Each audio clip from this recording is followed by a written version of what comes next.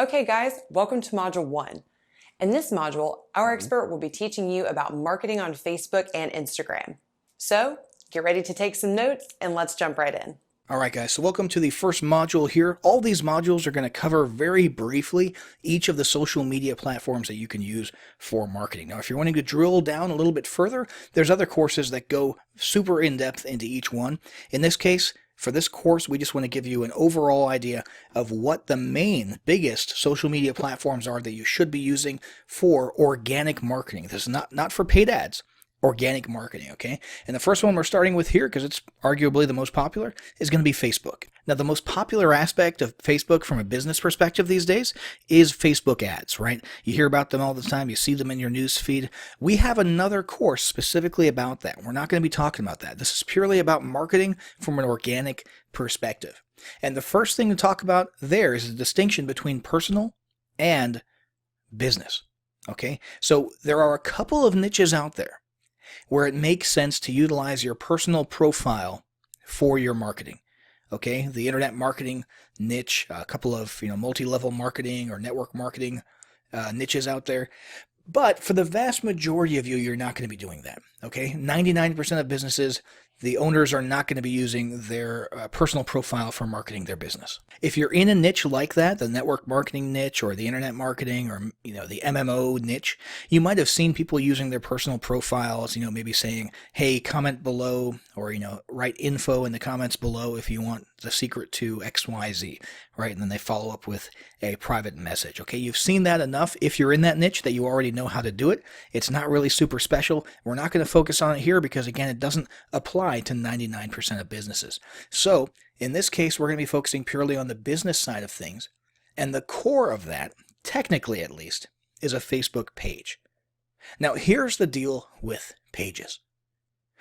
They don't actually take an active role in your organic marketing anymore. All right? And the reason for that is that Facebook a few years ago decided to dial back the reach of organic Facebook page posts basically to zero. There was a time when, in practice, the page was the core of your marketing. Okay, and it still technically is today, but not practically speaking.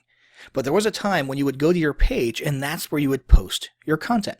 You would post links to your blog content. You would post, blog posts basically in your Facebook page. You would post, promotional information, sales, that kind of stuff. And then people would see that in their news feed. That doesn't happen anymore. All right. Now, I don't mean literally zero, but basically it's zero. Zero reach, zero organic reach for your posts. Now, here's the deal. It's still expected for your business to have a Facebook page of some sort. All right. It's still expected for you to come in here and create a page, which is very easy, by the way. All you're doing is giving your page a name and, a banner image and a profile image. And, you can put some about information here. This page doesn't have any right now. And then put a few organic posts out there. All right. Because people expect it to be there if they search for you and come across you for some reason, especially if you're a local business. And it's kind of like, and I know this sounds silly, but it's kind of like that guest bathroom in your home that you keep stocked with a towel that nobody in the house is allowed to use when guests are not around. It's a themed towel set, matching rug, matching, shower curtains, that kind of stuff. And nobody is supposed to use it in your household, right? Nobody really touches that stuff. It's just there in case you have company. Now, maybe you didn't have that in your household, but a lot of people do. And you get the idea, right? It's just sort of socially expected to be there. And it's the same thing with your Facebook page. People expect it to be there if you have a business. And it's more of a negative than a positive thing, okay? It's not like people will go there and say, hey, you've got a Facebook page. That's great. I'm going to interact with it. It's more of a, if you don't have it, they're going to think something's goofy about your business. They're going to think you're not up to speed with the times and that kind of stuff. So it is important to have one. Just don't expect to use it organically very much. Now, if you do like using it organically, if you do like posting content to it, or you have time in your schedule, or you have an assistant maybe, or a staff member who can do that, and you want those posts on your Facebook page to have some reach, you can boost them. all right, using the boost a post button right here. And all that means is you're going to add, 50 or $10 of an advertising budget to that post, and Facebook will take that money, and basically your organic posts will be turned into an ad. So it's sort of a hybrid organic and a paid ad right now at that point. Okay, and a lot of people do that. Most people, however, who have an advertising budget really create optimized ads, actual real Facebook ads that are intended to be ads, and that's where they spend their money. Okay, they don't usually do a whole lot of boosting of organic posts, but it is an option that you need to be aware of. But other than that, in practice, okay, as far as your the portion of your business that faces your customers and that your customers see, your Facebook page doesn't really play a huge role anymore, again, because of that dialing back of the reach. Its main function these days is as a base of operations for your paid advertising, for your other types of endeavors on Facebook. Okay, namely, every Facebook ad that you create, every paid ad campaign, is going to have your page linked to it, or rather it will be linked to your page. So when people see the ad and they look at the profile image and the name of the author of the ad, it's going to be your Facebook page. Okay, so in this case, if we were to put out some paid ads, it would be coin experts that people would be seeing in those paid ads. All right, so that's a sense in which it's sort of, your paid advertising is anchored to your page, and therefore the page has to at least exist. Okay, even if you don't have any content on it. The other is Facebook Messenger advertising, okay, where you actually utilize Facebook Messenger as an autoresponder service or a broadcast service, kind of like email marketing, but inside of little chat boxes, okay? And that's a whole nother can of beans that we can have another course on, okay, if we wanted to. And we're not going to discuss it here because we're purely talking about organic marketing. But just know that when it comes to paid ads and messenger bots and that type of stuff, your page acts as a base of operations for those, and those are all linked to the page. Now, if this course is not going to go into those other things like paid advertising, and your page has no organic use or organic reach, then what are we going to talk about here? The answer is Facebook groups. Facebook groups are the new organic marketing on Facebook. Facebook loves groups, and Facebook has determined that people on Facebook love their groups. All right. So the idea here is when people were getting posts in their newsfeed from Facebook pages, business pages, it was sort of a one-way conversation. Okay, people felt like they were being talked at. All right. And frankly, it was getting a little bit cluttered. Okay, the user experience, as far as Facebook was concerned, was going down. They didn't want that to happen. They didn't want people being advertised to in their newsfeed in an organic way, especially, there's two sides of this, especially if Facebook wasn't getting any money for it. So, dual purpose here, they dialed back the reach of organic Facebook pages because users weren't exactly enjoying having so many of those posts in their newsfeed. And the other effect of that is if people want to get in people's newsfeeds with business stuff, with advertising and marketing, they basically have to pay for it. Okay, so Facebook's ad revenue goes up, or the revenue from serving ads goes up. Okay. Anyway, the reason doesn't really matter. The fact is, what Facebook did decide that they liked was group posts. Okay, Facebook groups are not like pages. Facebook groups are not a one-way conversation. It's a two-way conversation. It's a multifaceted conversation. People willingly join groups, and they enjoy interacting in multiple directions inside of those groups. They collaborate. They talk back and forth. Okay, they enjoy the content. It has to do with hobbies and other areas of interests. And so Facebook determined that users liked seeing those posts in their newsfeed, and therefore the new engine for organic Facebook marketing is Facebook groups.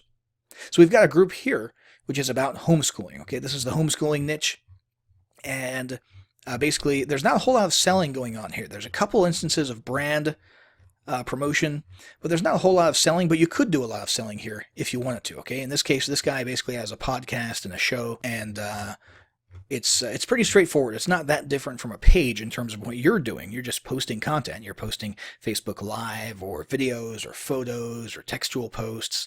And the idea is to get people to engage in a multifaceted interaction, as opposed to just people clicking on something that you're basically utilizing as an advertisement and going away from Facebook to your pages or something like that, okay? Facebook groups are really about starting discussions and getting people to talk with each other, and they're a fantastic marketing engine for organic marketing because of their reach. Okay, so if you post here right now, if you were to post something in here, or especially if the group admin, okay, if you're the group admin and you post something in here, you're gonna get on people's news feeds.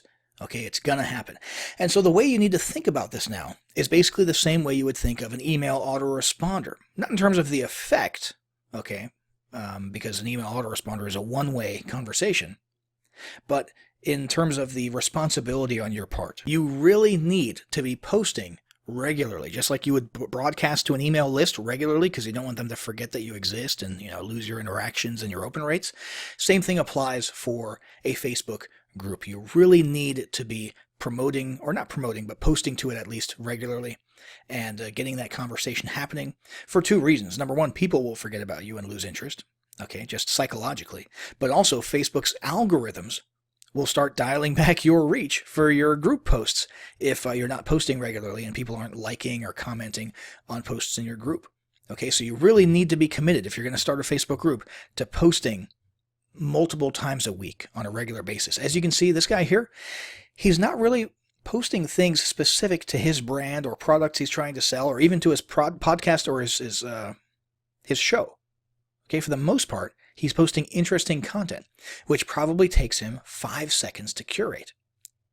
Okay, so every day he can post something related to homeschooling that he knows his people are going to be interested in, right? Usually news stuff. Up here he had from the Homeschool Legal Defense Association, HSLDA, an important tip for people who are homeschooling, and so on and so forth. And every once in a while, you'll see an actual post that might have something to do with his business, okay, or his brand, designed to bring people somewhere else to consume his content, or perhaps buy a product or service. Okay, so this is one way to go. This is sort of a passive approach. It's very cool. Facebook loves this type of approach because it's non-salesy. Okay, it's actual organic, useful content that people can talk about. However, you can also go sort of balls to the wall and use it as an advertising engine. Okay, a very businessy and salesy engine. Now, that's not necessarily the case in here. However, there is a little bit more selling and promotion going on in this one than in the other one. Okay, and that's because this is in a business niche. Okay, it's a BizOp niche, internet marketing, affiliate marketing, mastermind. You can see that's the name of the group here. This guy Eric has a group where he's posting content about his journey in internet marketing. He's posting videos regularly. He's talking about how to make money online or how to do digital marketing. And as you can see, he's very active. Okay, he's got every few days he's got videos coming out. Okay, video content is very important. You've got, let's see here, a link to a useful YouTube video here. Another thing that you'll notice inside of this group, okay, just as best practices, is when people join, he welcomes them. Okay, every week or so, you should go back and see who has joined in the past week and do a welcome post and welcome those people to the group. All right, you're going to get interaction. People are going to see that. They're going to feel welcome. They're going to want to interact a little bit more. And you've got the actual promotional stuff here as well. Okay, so if you go to this one, you'll see, this is a promotion for some type of a digital marketing service. Okay, same thing here. This is a recommended product, right? We've got down here, let's see. This actually links to a YouTube video. Let's see here. We've got, this one is a video that links to, looks like a lead magnet. We've got another one here for a product called ChatterPal. Okay, so that's probably a cloaked link or a link to a blog post, right? Where, a pitch is made and then he gets affiliate credit when he makes that. So you can do this. I mean, this is pretty easy. If you have a webcam, you can do a lot of the video content like Eric does here, and you're doing basically a mix of useful content, blog type stuff. I mean, the same type of stuff that you would see in a blog, and some actual active marketing. and advertising of your business or affiliate marketing of other people's businesses as well here inside of a Facebook group. And again, the big thing here is because it's a group, because of Facebook's algorithms and the way they feel about things, your posts inside of a Facebook group will get noticed. And this is the new form of organic marketing inside of Facebook. Okay? So that should be pretty straightforward. If you're going to do Facebook marketing organically, use a group, not a page. Don't mess with pages. Only use those as a base of operation for your paid ads and messenger bots and that sort of stuff. Now, the next thing I want to talk about is Instagram. Instagram is taking over the organic marketing scene. It is what Facebook pages used to be, basically, as far as how powerful it is, the reach, the importance of it. Instagram is huge, and having an actual active large audience of followers on Instagram is incredibly powerful. Now, organic marketing on Instagram is not about blogging. Okay, it's not about textual stuff or text-heavy stuff. It's all about multimedia. Okay, it's all about video and photos. Okay, you can live stream some video.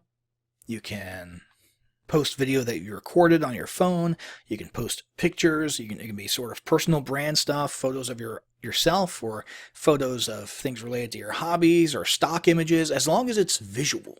Okay, that's the main thing with Instagram. It doesn't really matter what it is as long as it's visual. So the reach of these organic posts is fantastic. And it's because, since it's a multimedia-centered platform, photos and videos, people interact and take interest much more. It's just natural. Okay, so it's natural that Instagram would work so well.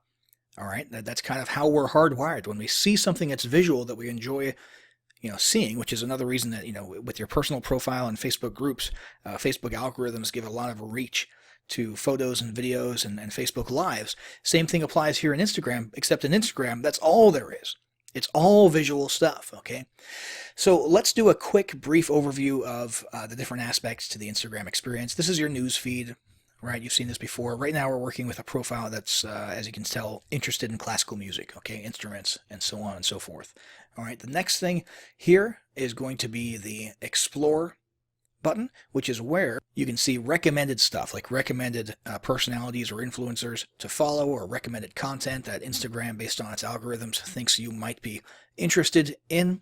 The next tab over is going to be your notifications. All right, this will tell you who's following you and who's not following you, and things that are posted and interaction with your posts, that type of stuff. And then we've got the actual account itself. And in this case, it'll show you your posts. There's no posts in this account yet. You've got Instagram TV, where you can actually start sharing vertical videos with your Instagram followers. You've got the saved area here in case you've bookmarked photos and videos that you want to see sometime later.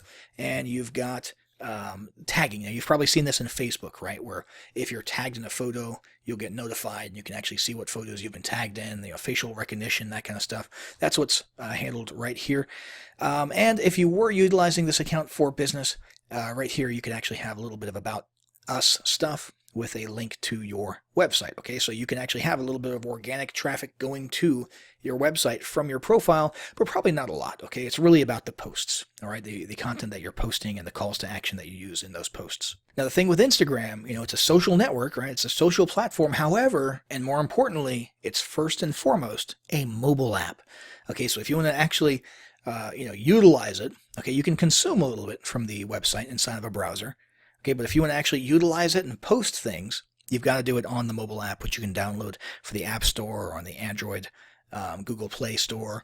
And that's basically Instagram in a nutshell, okay? Visual stuff, visual photos, videos, that kind of stuff. Lots of organic reach, lots of potential there. It's booming, and now is the time to get into Instagram if you're not utilizing it yet. So that's it for this lesson. Hopefully that gives you a good idea of how to conduct your organic marketing with Facebook and Instagram. Now let's move on to the next lesson where we're going to cover Twitter and YouTube.